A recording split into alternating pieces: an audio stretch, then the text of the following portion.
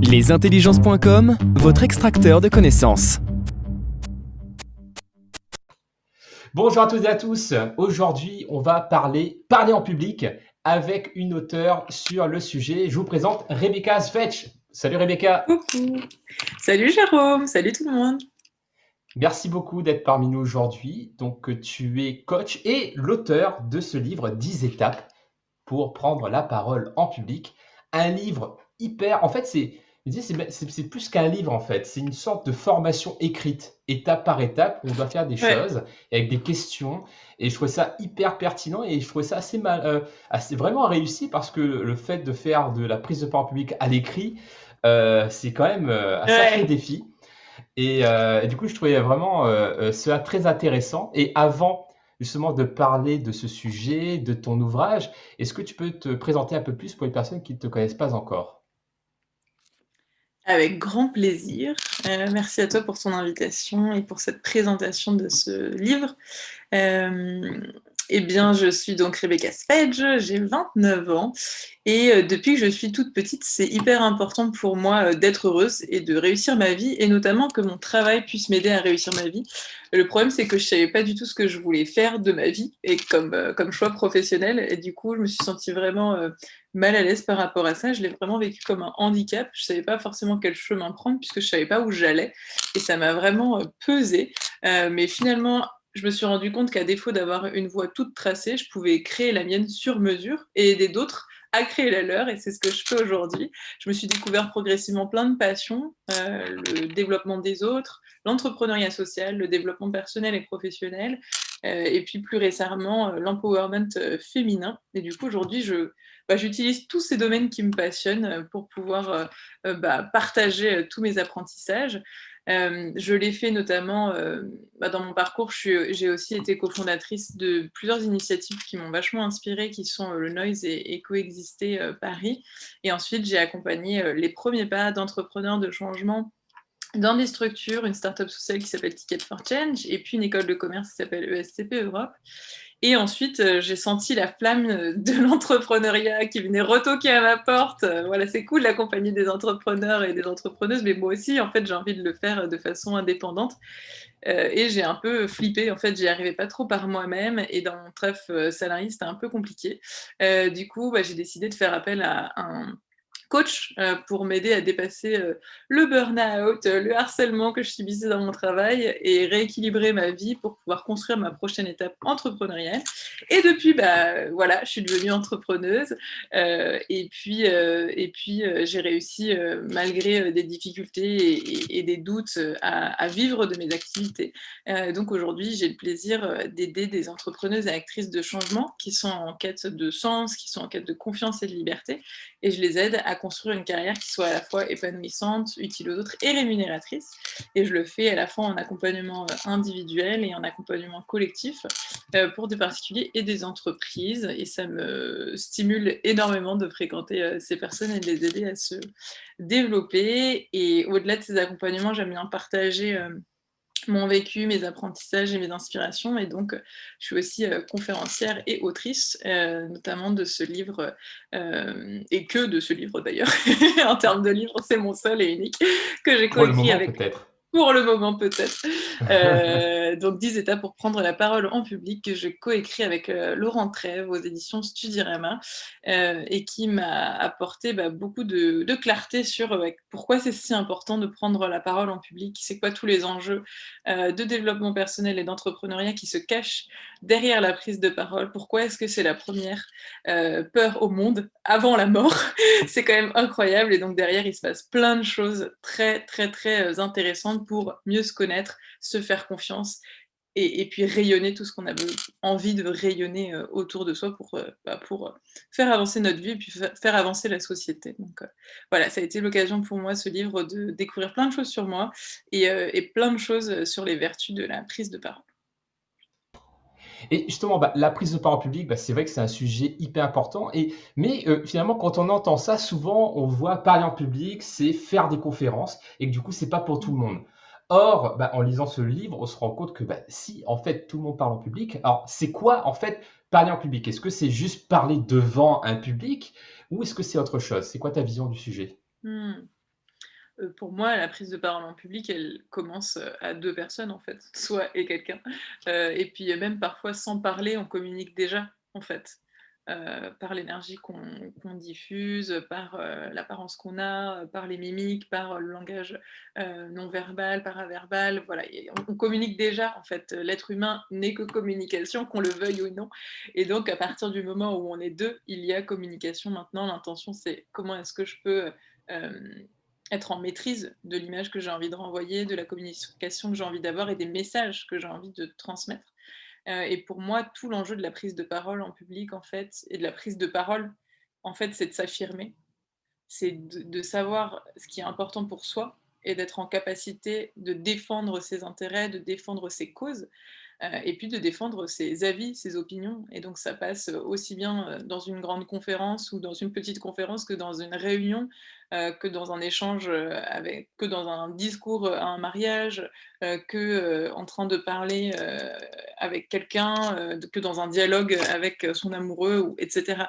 Donc pour moi, aujourd'hui, tout le monde a besoin de savoir s'exprimer, autrement ça peut, nous pourrir la vie, très concrètement et en fait, subir les choses, subir ce que les autres, veulent alors qu'en fait, pour moi, c'est vraiment un outil d'empowerment, la prise de parole, c'est vraiment un outil, en fait, d'affirmation de soi, de souveraineté, heu, pour pouvoir, se défendre, défendre ses causes, et puis faire passer ses points de vue, sur le monde. Mmh. Et en même temps, sans tout le monde en fait, c'est un passage obligatoire, si je comprends bien, parce que on est tout le temps en train de communiquer, ne serait-ce Mmh. en one to one. En même temps, ça fait super peur. Tu parlais de cette glossophobie, la peur de parler en public qui est la peur numéro 1, niveau international. Ce qui est intéressant dans ton ouvrage, c'est que, tu parles pas uniquement de, comment dépasser cette peur, c'est de comment utiliser ces peurs-là pour mieux se connaître et je trouve ça super intéressant de voir la peur Merci. comme une opportunité pour mieux se connaître. Alors comment ça marche en fait? Comment on peut vraiment, voir la peur comme un levier plutôt que comme un frein? Mmh. Ouais, c'est intéressant justement parce que c'est réussir à concilier en fait, ce domaine de la prise de parole avec le domaine du développement personnel. Effectivement, en fait, les peurs nous font peur et c'est bien normal et elles font d'autant plus peur qu'on les connaît pas, et qu'on ne sait pas ce qu'elles viennent, nous enseigner. Donc en fait, la peur, c'est un message, du cerveau, c'est un message, de l'inconscient, donc c'est un message qui vise à nous aider à survivre, qui est là pour nous aider à bien vivre. Comme toutes les émotions, la peur, elle vient nous apporter un message qu'il est important d'entendre et ce message, il peut être de 2 ordres. Soit en fait: «Attention, danger, pose une action pour pouvoir te protéger», soit: «Attention, tu n'es pas assez préparé pour une épreuve à venir». Et donc dans les 2 cas, c'est super intéressant d'aller regarder: «OK, très bien, du coup, quel est le danger là qui me fait flipper et qu'est-ce que je fais pour pouvoir m'en protéger?»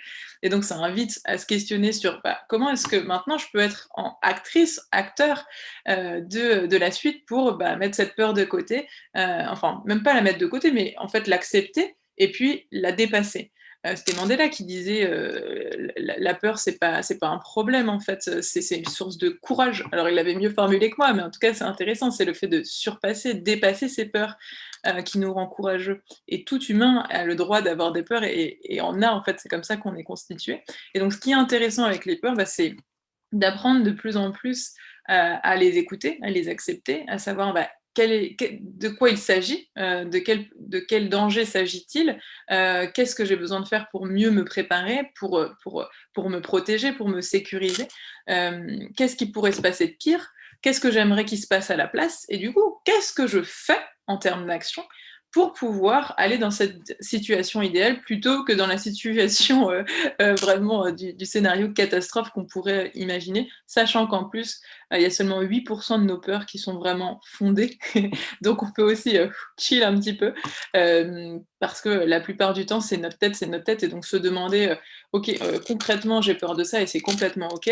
Dans la pratique, quel est le pourcentage de chances que ça se passe pour de vrai? 1%, 100%, et donc ça permet aussi de lâcher prise sur les peurs qui sont finalement assez irrationnelles et qui ont peu de chances de se passer, et puis se focaliser sur les vraies peurs de: «Mais si, je sais pas quoi dire, et si on me pose une question à laquelle je sais pas répondre?» OK, bah, si je sais pas quoi dire, bah, je vais être au clair sur c'est quoi le message que j'ai envie qu'on retienne, et puis ça va être quoi mes 3 axes pour pouvoir défendre mon idée principale, pour qu'ils retiennent ce que j'ai envie qu'on retienne à la fin. Et si je ne sais pas répondre à la question, eh bien, je pourrais leur dire: «Écoutez, c'est une question qui me paraît hyper intéressante, donc je vais me renseigner, je reviendrai vers vous» et that's fine, et de se faire confiance aussi pour pouvoir formuler un début de réponse qui soit peut-être imparfait, mais qui permette de lancer la réflexion, et peut-être que ça répondra suffisamment d'ailleurs à la question de notre interlocuteur. Hmm.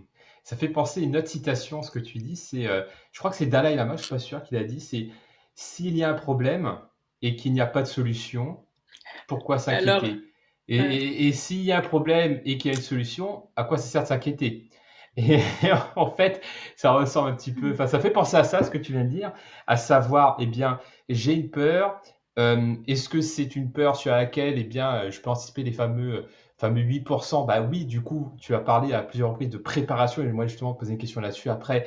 Bah, grâce à la préparation, je pourrais peut-être travailler sur ces 8% qui pourraient arriver. Et après, bah, 92% qui sont très invraisemblables.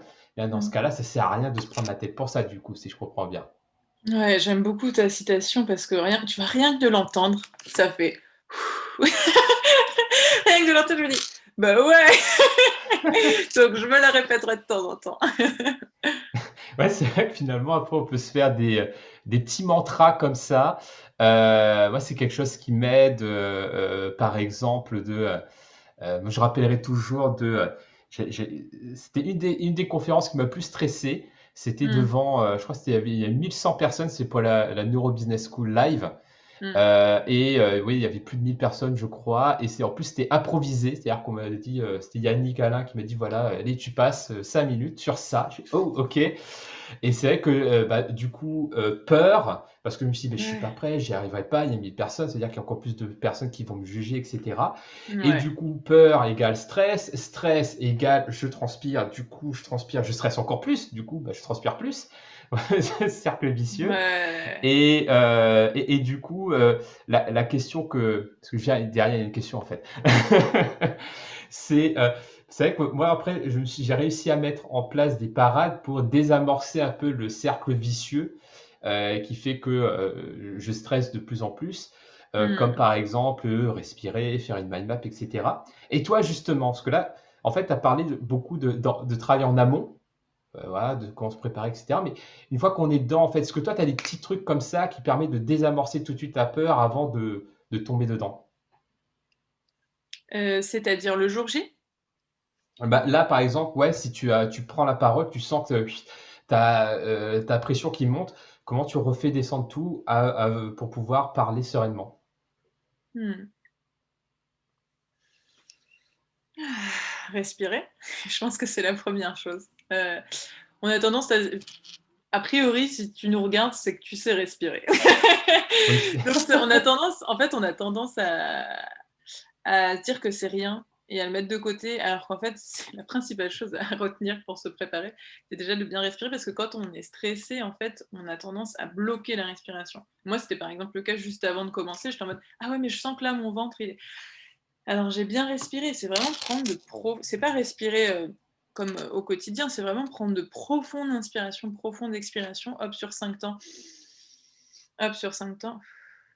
Et déjà vraiment de faire ça, moi souvent avant de grandes prises de parole, de grandes scènes, je prends, 5 minutes pour méditer, juste avant avec, n'importe quelle appli. Moi j'utilise beaucoup Seven Mind, mais il y a aussi, Petit Bambou, il y en a beaucoup, qui sont vraiment chouettes, il y en a sur YouTube, et cetera. Mais vraiment de faire une méditation, c'est non seulement pour une question de respiration, mais aussi pour une question de recentrage et justement pour refaire descendre le stress. Ce qui aide aussi à faire descendre le stress, et bah, c'est de regagner confiance en soi. Et donc, il y a plein de tips comme ça pour pouvoir, bah, se rappeler, ouais, j'ai envie de parler d'un tips physique déjà. Il y avait la question de la posture, tu sais, où tu te mets comme ça, en mode, Superman, Superwoman, Et donc cette posture-là, en fait, le corps joue beaucoup sur la perception de soi et sur la... Rien que là, je me sens super powerful, quoi. Je vais faire tout le reste de l'échange comme ça, je sais pas.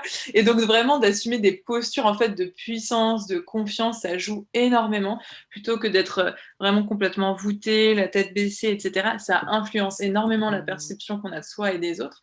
Et puis moi, ce qui m'aide énormément, en fait, c'est de me rappeler, en fait, toutes mes forces. Alors, si on est sur le moment, en tout cas, 3 grandes forces sur lesquelles je vais pouvoir m'appuyer, et puis des réussites. Mais j'ai déjà pris la parole devant 1200 personnes, j'ai déjà fait un TEDx qui a touché presque 400 000 personnes. Moi, je suis alignée dans mes prises de parole, je sais ce que j'ai envie de dire, et si ça ne plaît pas, c'est OK, moi, c'est ce que je veux dire, et ça parlera à certaines... Voilà, de me rappeler un petit peu quelles sont mes forces, parce que ça va me rassurer, et quelles sont les réussites sur lesquelles je peux m'appuyer. Il y a aussi ce qu'on appelle un ancrage en PNL, en programmation neurolinguistique, qui est justement de se rappeler d'un bon moment, un petit peu comme Peter Pan quand il nous enseigne à voler, il nous parle d'un happy thoughts, happy memories. Donc vraiment de se rappeler d'un moment où on est détendu, un moment où on était aimé, soutenu, vraiment à sa place, etc. Et de se le rappeler, de se le visualiser et d'y associer soit une image qu'on peut tout de suite reconnecter, soit même un geste comme ça ou un geste comme ça. Et comme ça, dès qu'on ferme les yeux ou dès qu'on a besoin de se rappeler de ce sentiment interne de paix, de sérénité, de confiance, hop, on est tout de suite reconnecté à cette pensée positive. Credit pour Peter Pan. Yes. Yes, ouais, ça me parle beaucoup et c'est vrai que finalement, le corps aide énormément par rapport à la prise de parole, comme tu disais, hein, la prise de parole, c'est pas juste parler, c'est le corps aussi. Et en même temps, tu as parlé beaucoup donc, de préparation. Donc, c'est-à-dire qu'on ne peut pas non plus tout se reposer sur de toute façon, je fais ma respiration, allez, 5 minutes de Wonder Woman et j'y vais en freestyle. Non, j'imagine que voilà, toi, tu parlais de préparation. Donc, comment toi, tu prépares une prise de parole pour vraiment te sentir en confiance le jour J? Ouais. Alors, déjà, je prépare pas de la même façon aujourd'hui qu'il y a 3 ans, 10 ans. Ça dépend de l'étape où j'en suis aussi dans ma prise de parole. Et ça dépend aussi des types de prise de parole. Euh, En tout cas, ce que je trouve vraiment super important, c'est d'être super au clair sur c'est quoi le message que je veux faire passer. C'est quoi l'information clé que j'ai envie dont j'ai envie qu'on se souvienne à la fin de mon intervention. Ça, je trouve ça très très important. Ça rejoint cette idée vraiment des TED Talks qui sont autour de one idea, une seule idée. Et quand on m'a demandé de faire ça pour mon TEDx, moi j'étais en mode une seule idée. Ça demande de faire des choix et j'ai envie de dire tellement de choses, mais en fait ça permet en fait de clarifier son fil directeur pour l'ensemble de son intervention et donc d'avoir l'esprit clair et à chaque fois de pouvoir se raccrocher en fait à ah oui c'est ça que j'ai envie de dire, hop j'y reviens. Avec ce fil directeur, c'est important de savoir ça va être quoi mes différentes étapes, donc potentiellement les trois arguments qui viennent défendre cette idée-là. Ça peut être important de les avoir en tête. Et puis concrètement, au-delà d'avoir ça de préparer, se laisser effectivement une marge de manœuvre pour que ça se fasse le moins récité possible. Moi, ça m'est déjà arrivé honnêtement d'apprendre par cœur des conférences et ça m'allait très bien. C'est pas forcément recommandé, mais bon, encore une fois, ça dépend des gens. Moi, ça m'allait bien et ça me permettait aussi d'improviser, de faire des blagues, de chanter. Ça m'est arrivé de faire une conférence avec Nicolas Hulot, j'étais un peu intimidée et puis je me suis mise à chanter sur scène, à faire des blagues et je l'entendais à côté dire mais elle est rigolote celle-là et ça m'a donné encore plus d'énergie pour sortir du cadre, etc. Mais le fait d'avoir des idées claires sur ce que je voulais dire, ça m'a guidée. Donc c'est trouver chacun son équilibre entre qu'est-ce que je prépare, qu'est-ce que j'improvise. Moi, en ce moment, j'ai tendance à vouloir beaucoup plus improviser. Et je sais que je le peux parce que aussi j'ai travaillé aussi beaucoup avant, ce qui m'a permis en fait de travailler ma capacité d'improviser dans mes prises de parole. Mais c'était beaucoup moins le cas avant, donc c'est chacun trouver son juste équilibre. Et une technique, moi, que je trouve vraiment formidable dans la préparation de ces prises de parole, tu connais peut-être Jérôme, c'est la visualisation. C'est une technique qui est utilisée par de nombreuses personnes, de nombreux, décidément, grands sportifs comme Mohamed Ali l'utilisaient. Et c'est l'idée vraiment d'imaginer la situation comme on aimerait qu'elle se passe, en étant soi-même dans son corps et en se focalisant vraiment sur nos sens, c'est-à-dire comment je me sens en termes émotionnels. Est-ce que je suis détendue? Est-ce que je suis énergique? Est-ce que je suis dans une énergie d'enthousiasme? Est-ce que je suis plutôt sereine, etc. De savoir qu'est-ce que je fais, en étant très focalisé sur soi pour avoir une marge de manœuvre. Comment est-ce que j'agis? Comment est-ce que je réagis en fonction des situations? Et en fait, de vraiment pouvoir avoir cette idée-là de comment j'ai envie que ça se passe de façon idéale. Parce que notre cerveau, il nous apporte pas ce dont on a envie, il nous apporte ce qu'on lui décrit avec précision. Et donc, plus tu vas pouvoir décrire à ton cerveau ce que tu veux, bah, plus le jour J, tu vas pouvoir, et de un, le faire, l'attirer, et puis le reconnaître une fois que c'est là. Donc, cette idée, en fait, de programmer son cerveau à la réussite, parce que en fait, notre cerveau fait pas la différence entre une situation réelle et une situation imaginée de toute pièce. Donc, si tu commences par bah, lui expliquer ce que tu veux, ça va le programmer pour que ce soit beaucoup plus facile une fois que tu y es, parce que tu auras l'impression de l'avoir déjà vécu. Donc moi, je recommande à fond la visualisation. Je le fais dans les moments où je sens que j'en ai vraiment besoin. Et d'ailleurs, même en ce moment, je le fais même sur mes journées. C'est-à-dire que la veille au soir, sur mon oreiller, je prends 1 minute pour imaginer comment j'ai envie que ma journée du lendemain se passe. Et donc, de me dire, je me réveille, je suis hyper motivée, je me réveille facilement et ensuite voilà comment ça se passe. Ah, j'ai l'échange avec Jérôme, trop bien, ça va être super parce qu'il va se passer ça et j'ai envie de me sentir détendue, enthousiaste, etc. Et donc, c'est quelque chose qui se passe dans plein d'aspects de notre vie. Ça peut être utilisé au quotidien ou pour des événements un peu plus exceptionnels qui nécessitent un petit peu plus d'anticipation parce que plus on va pouvoir préparer et plus on va pouvoir désamorcer le stress en amont, en fait.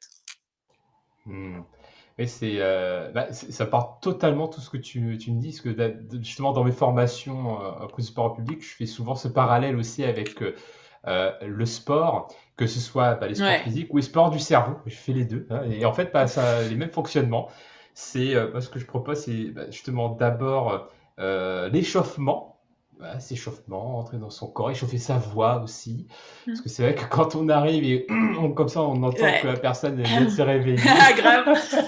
C'est D'ailleurs, un tout de verre d'eau, c'est suite, pas mal aussi. exact. Et donc voilà, l'échauffement. Et ensuite, moi je travaille beaucoup avec le mind mapping, du coup, parce que ça permet d'avoir la structure, mais laisser la place, comme tu dis en fait, d'avoir la place pour l'improvisation. Et après la visualisation, et pas juste, parce que c'est vrai que souvent quand on entend la visualisation, on entend souvent visualiser ce que l'on veut obtenir, mais c'est comme si c'est une photo. Voilà, je veux obtenir 10 personnes, enfin un tonnerre d'applaudissements et un standing ovation.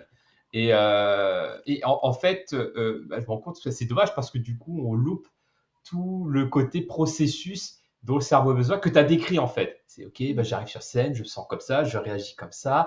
Et finalement, il y a à la fois peut-être le résultat, mais aussi les actions qu'on va mettre en place dans le processus, enfin dans la visualisation, du coup, si j'ai bien compris.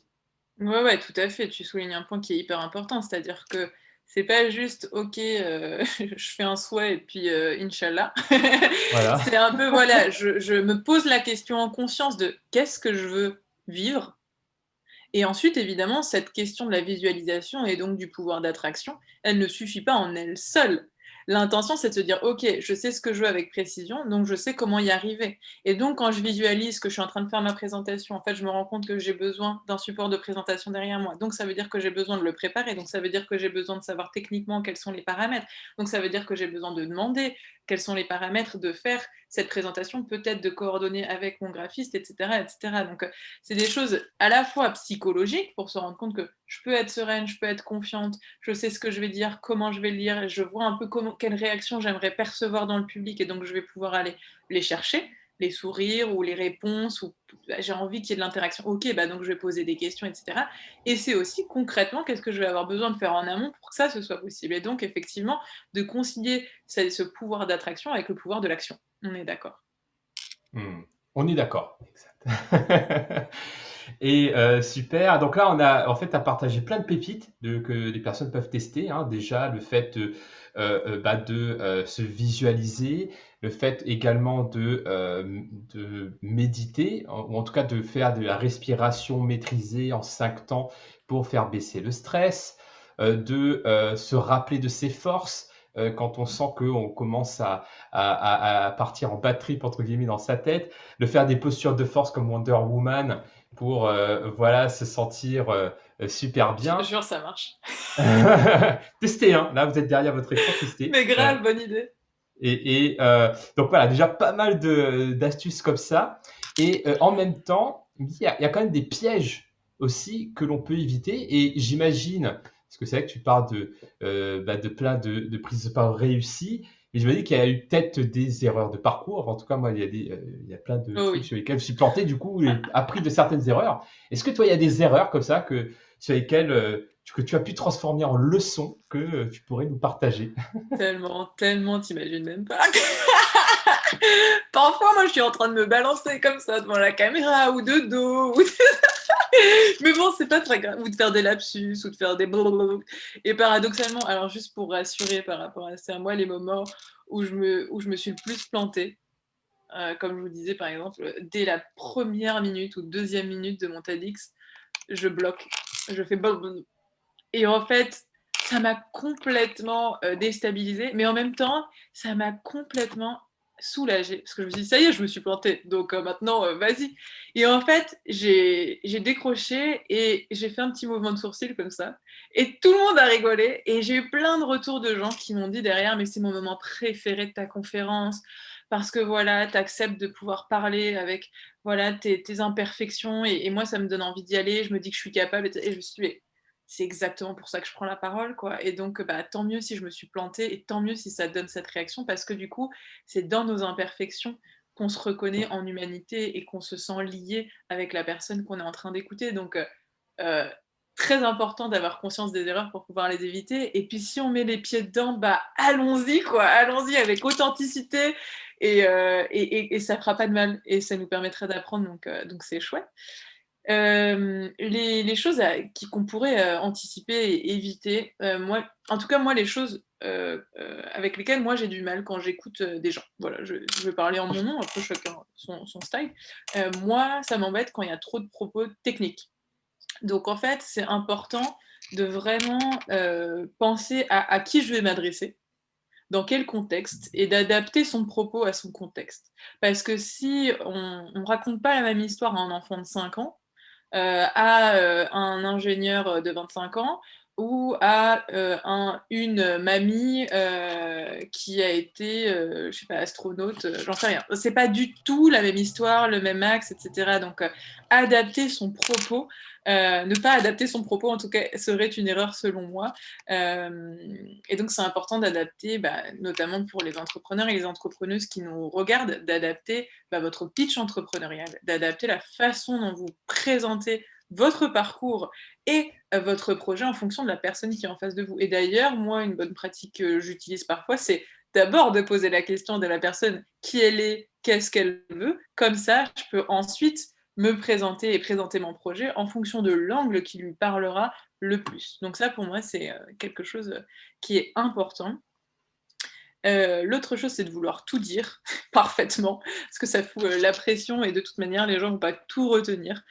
Donc c'est pour ça que c'est important, et je le répète, de retenir voilà, un message clé qu'on a envie de retenir à la fin de l'échange pour pouvoir y revenir. Et si j'ai pas dit ça et ça et ça, c'est pas grave en fait.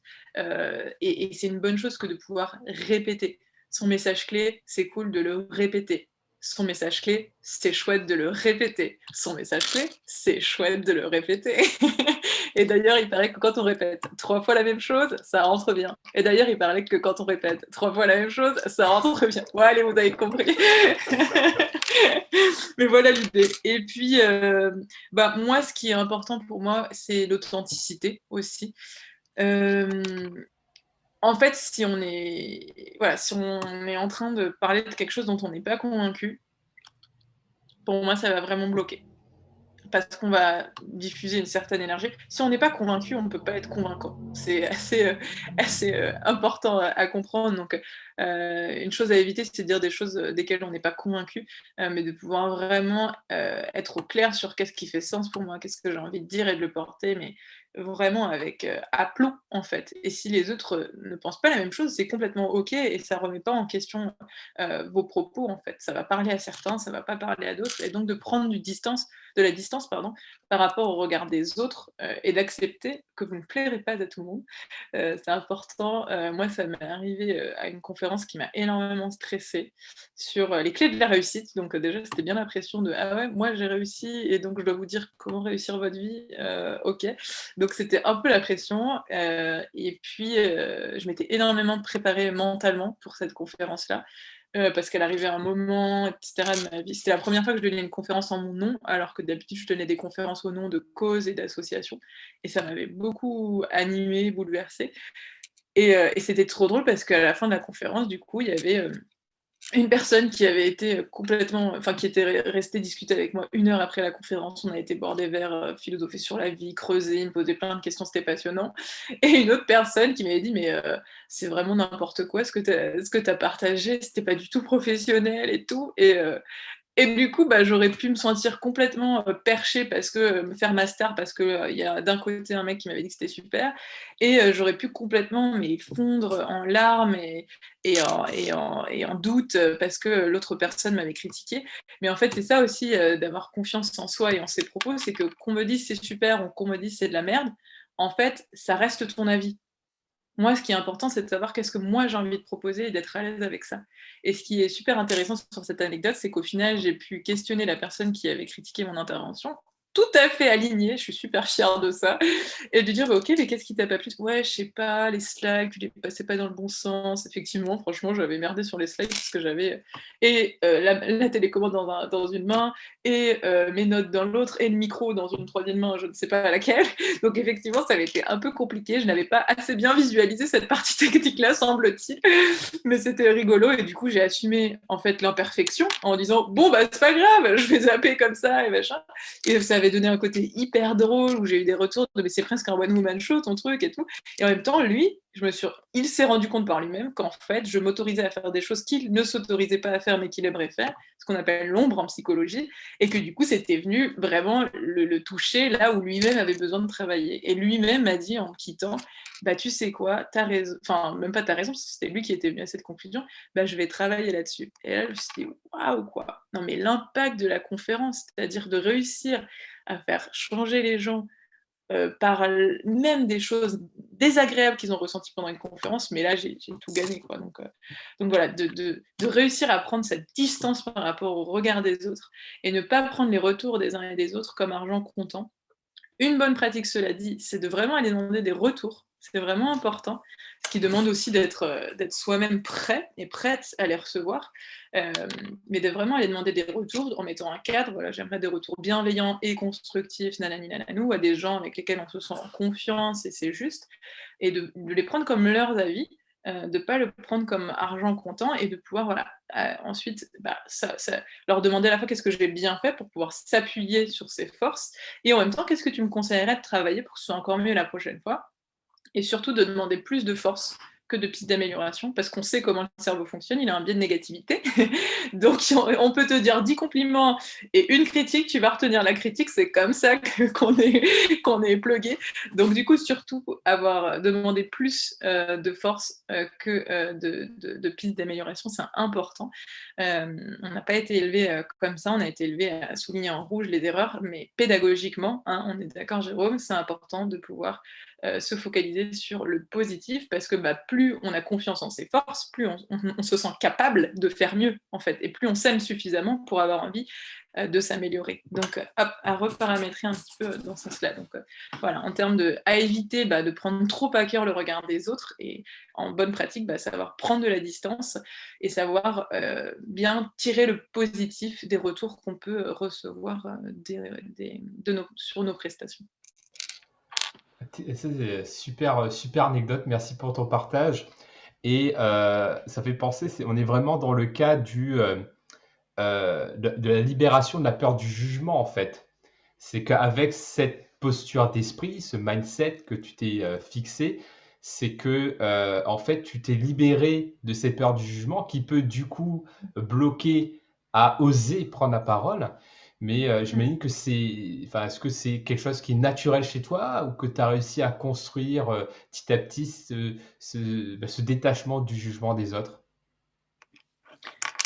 Ah, je pense qu'il y a une partie qui est naturelle et il y a une partie qui est extrêmement travaillée.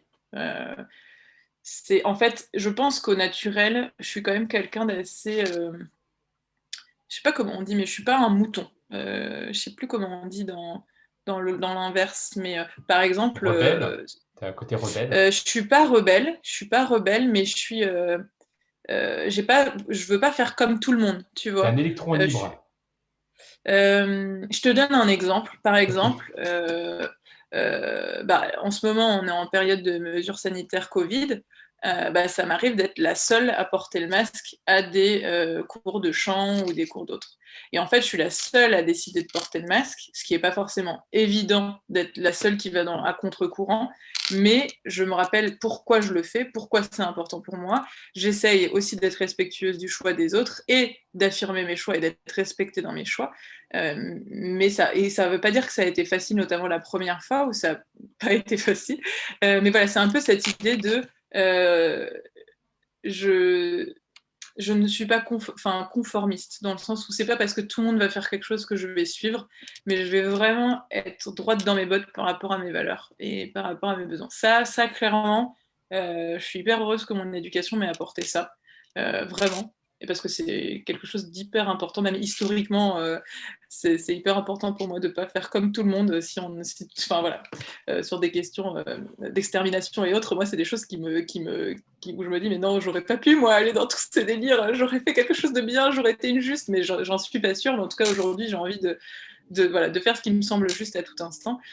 Et en même temps, bien sûr que le regard des autres enfin, quand je vais faire des conférences, je suis souvent extrêmement stressée. Extrêmement, extrêmement stressée, alors que j'en ai fait des dizaines et des dizaines auprès de publics divers, auprès de publics, enfin, je sais pas, 1200 personnes sur plein de sujets avec des célébrités, des machins, des trucs. Et pourtant, je suis extrêmement stressée et ça surprend les gens parce qu'ils disent mais t'as l'habitude, t'as l'habitude. Et bah c'est comme les acteurs, ils ont beau avoir l'habitude, ça n'empêche pas qu'avant de rentrer sur scène dans le théâtre, ils soient stressés. Alors il y a des moments où je suis plus stressée que d'autres. Là par exemple, je suis pas stressée. Il y a des configurations dans lesquelles je suis plus à l'aise, d'autres moins. Je suis très à l'aise dans les questions-réponses, par exemple, en ligne notamment. Et je sais que là, en ce moment, avant le Covid, ce qui me challengeait, c'était les panels d'intervenants. Donc, quand c'était plusieurs intervenants sur le même sujet, et donc j'avais tendance à me comparer, à me dévaloriser, à me dire que les autres allaient dire des trucs plus intéressants. Et donc, ça, c'est le sujet sur lequel j'essaye de bien voilà, m'apporter de l'amour par rapport à ça, de la compréhension et de croire en moi, et de croire en ma singularité, et de croire que chacune a des choses à dire. Et voilà, donc moi j'ai souvent voilà, des croyances limitantes au niveau de je suis pas intéressante, ce que je sais tout le monde le sait, etc. Et j'ai fait un très long chemin, très très très long chemin que je partage dans le livre d'ailleurs, c'est pour ça que c'est important pour moi. Et en même temps, j'ai encore un très très long chemin devant moi. Je suis moi-même coachée en prise de parole par Régis Pradal du collectif Panache. Voilà, c'est vraiment un beau chemin et je pense que c'est un peu comme voilà, chercher sa voie pour moi c'est l'affaire d'une vie. De la même façon que savoir s'exprimer, c'est aussi quelque chose qu'on peut améliorer toute sa vie quoi. Donc Comme sa voix VOIX? n'est-ce pas? Ouais, chercher sa voix VOIE, chercher sa voix VOX. Et depuis, et surtout pendant l'écriture du livre, c'est des réflexions que j'ai eues, mais comment les deux s'articulent? Pourquoi les deux sont aussi importants? Mais voilà, c'est se connaître, c'est s'aimer et c'est se communiquer tel qu'on est, et assumer qui on est, assumer ses imperfections et assumer sa vulnérabilité devant le regard des autres. En fait, je pense que ça demande parfois du courage et qu'il y a des personnalités pour qui c'est peut-être plus naturel. Par exemple, mon co-auteur Laurent, pour lui, il n'y a pas tous ces... On a eu des personnalités extrêmement complémentaires sur le livre, c'est assez incroyable. Et en fait, on a deux approches complètement différentes de la prise de parole. Il n'a pas tous ces stress, il n'a pas tous ces questionnements de dev perso ou de philosophie, de machin, donc on part pas tous avec le même positionnement, avec les mêmes choses à régler, avec les mêmes potentiels aussi, avec les mêmes, etc. Mais peu importe, en fait, on a chacun quelque chose à apporter, chaque voix compte. Et ça, c'est super important quand moi, je doute de est-ce que c'est intéressant que je dise ça ou machin. Mais en fait, chaque voix compte, donc la mienne compte, en fait. Et si je dis quelque chose qui n'intéresse pas quelqu'un, ça concerne cette personne-là. Mais si pour pas que ce soit pas intéressant pour cette personne, j'empêche toutes ces personnes-là de pas avoir accès à ça, à quoi bon? Il y a cette phrase qui m'a bien inspirée lors d'une série de conférences très très intéressantes à laquelle j'avais été, c'est n'attends pas d'être parfaite pour pouvoir partager au monde tout ce que tu as déjà à partager, en fait.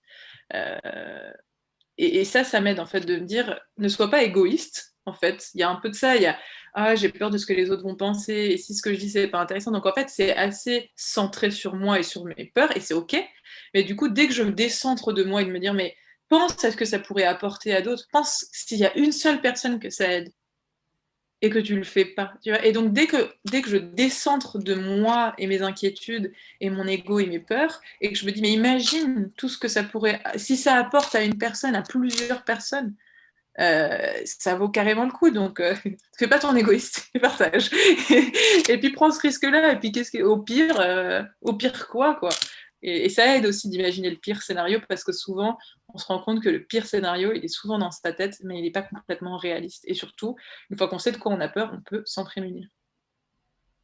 Waouh, excellent, c'était super. Moi, je trouve ça vraiment, vraiment inspirant. Donc, merci pour ce partage.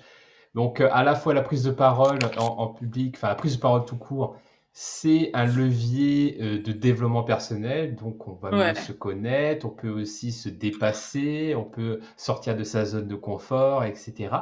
Et, euh, et comme tu dis, pour certaines personnes, ça peut être très naturel, donc pas forcément une sortie de zone de confort. Pour d'autres, ça peut être un vrai challenge. Et par exemple, pour moi, voilà, chacun a sa vision ou sa philosophie de la prise de parole en public. Pour moi, c'est devenu un jeu et une performance, en fait, comme pour un sport. Et pour devenir performant, eh bien, je m'entraîne et j'ai envie de progresser, j'ai envie d'évoluer. Est-ce que toi, c'est quelque chose que tu vois aussi dans cette dimension de la prise de parole en public? Et est-ce que, par exemple, tu as mis des choses en place pour toi aussi pouvoir progresser, évoluer dans cette discipline? Trop bien.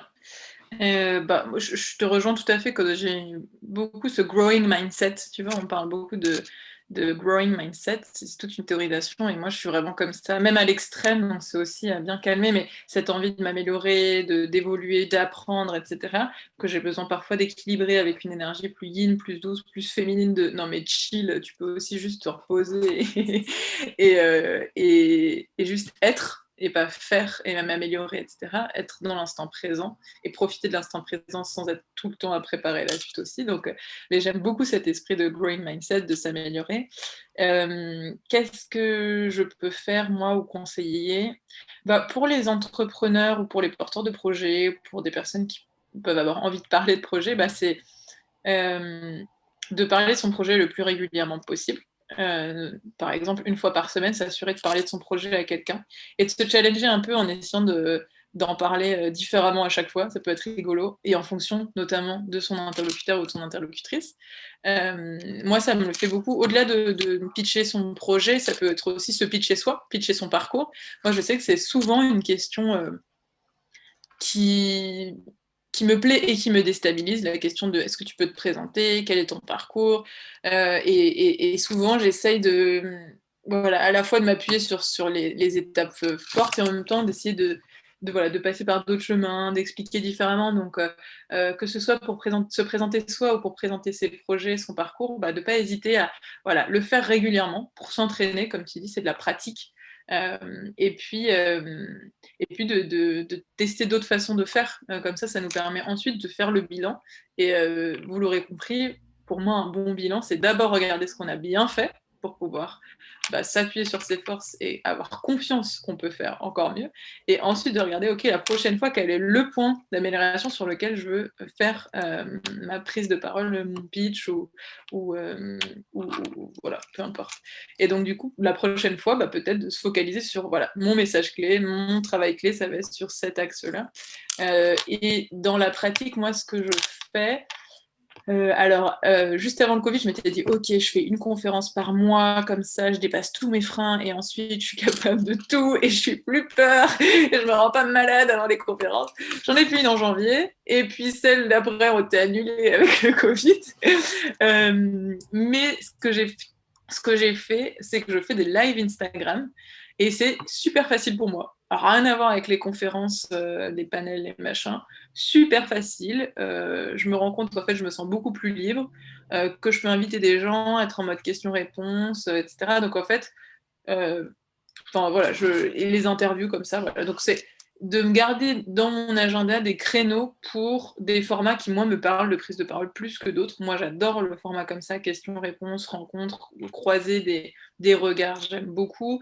J'aime beaucoup faire des interviews, moi aussi. Donc voilà, garder, en fait, me questionner sur c'est quoi, moi, mon style d'oratrice. Et donc, toi qui nous regardes, c'est quoi, toi, ton style d'orateur ou d'oratrice? Quels formats te conviennent, voilà, et d'aller chercher, voilà, c'est quoi les formats qui te conviennent et c'est quoi les formats que tu as envie de travailler? Parce que parfois, je me dis: «Mais si ça me met dans un état pareil, les conférences, pourquoi est-ce que je continue? Arrête, lâche prise, laisse-toi tranquille un peu». Il y a des moments où je me laisse tranquille. Il y a d'autres moments où j'ai pas envie de me laisser dominer par mes peurs, par mes croyances et où pour moi, c'est un terrain d'exploration pour dépasser mes peurs, dépasser mes croyances et que ce soit utile dans plein d'autres domaines après. Donc se demander, quel est ton style d'orateur? Comment tu as envie de le traduire dans la pratique et de faire des petits pas comme ça régulièrement. OK, la prochaine fois, j'ai envie de pitcher mon parcours un peu différemment, peut-être sur la question de l'évolution, ou peut-être autour de la question de la prise de parole, ou peut-être, voilà. Et de faire des petits pas par petits pas, et potentiellement, pour celles et ceux qui auraient envie d'aller à l'étape supérieure, c'est effectivement de créer une routine, en fait. Une routine pour s'assurer de prendre la parole régulièrement. Et donc, par exemple, moi, c'est de réserver un créneau pour des interviews ou des lives Instagram, par exemple. Merci pour ce pont parce que, en fait, à chaque fois, pour conclure une interview, parce que j'aimerais encore qu'on parle pendant des heures sur ce sujet passionnant, mais on arrive à la fin de cette Oui. interview et on termine toujours par cette fameuse question. Est-ce que tu as justement une routine ou une habitude que tu as mise en place et que tu aimerais peut-être partager aux personnes? Donc là, je sais que tu as déjà t'as déjà dévoilé 2 morceaux. Tu as parlé de visualisation. Tu visualises ta journée la veille. Et là, tu disais que tu réserves un créneau pour une interview. Donc c'est quoi? C'est tous les jours? C'est Non, non, non. OK. Non, non, c'est une fois par semaine. OK. Ouais, mais il va en termes d'engagement, interview par jour. Non, non, pas une interview par jour, une par semaine. Bon, aujourd'hui, j'en ai 3. Mais parce que j'avais envie justement d'une journée dans la même énergie et je suis contente de ça. J'ai beaucoup de routines. Après, je pense, quand tu me parles de routine, je pense beaucoup aux routines matinales, du coup. Donc, Mhm. effectivement, j'ai parlé de la visualisation.